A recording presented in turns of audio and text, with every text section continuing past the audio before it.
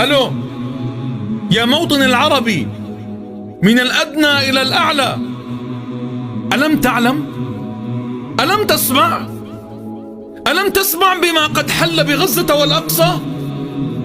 يا نشام الأردن، يا أحرار سوريا، يا أهل العراق، يا أسود الرافدين، يا أهل الجزائر، يا بلد المليون شهيد، يا أهل ليبيا، يا أحفاد المختار، يا أهل المغرب، يا أسود الأطلس، يا رجال تونس الخضراء، يا أهلنا في الخليج، شعب النخوة والأصالة، يا صقور مصر، يا أبطال الكنانة، يا شعب اليمن، يا نبع الرجولة، إلى كل الدول العربية لا أحد يجيب.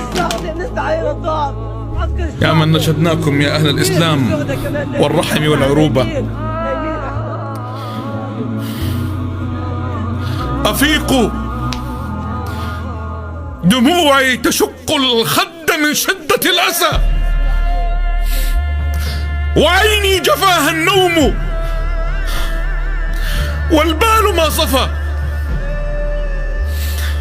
وقلبي بنار القهر والظلم يكتوي، فقد جاوز الأعداء في قهرنا المدى،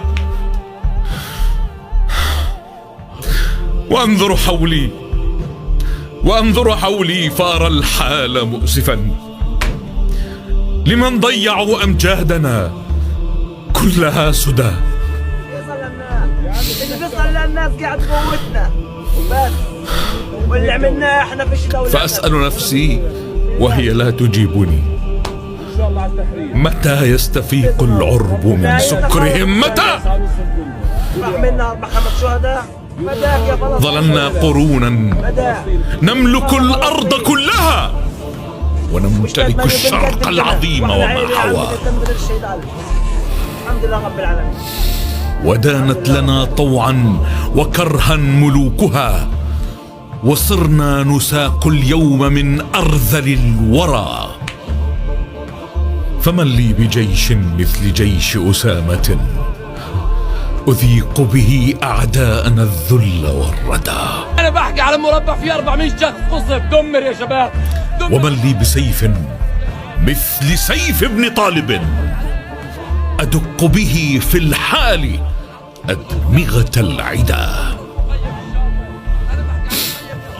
ولكن عزائي أن للبغي مدة، وأن هلاك القوم في الذكر قد أتى.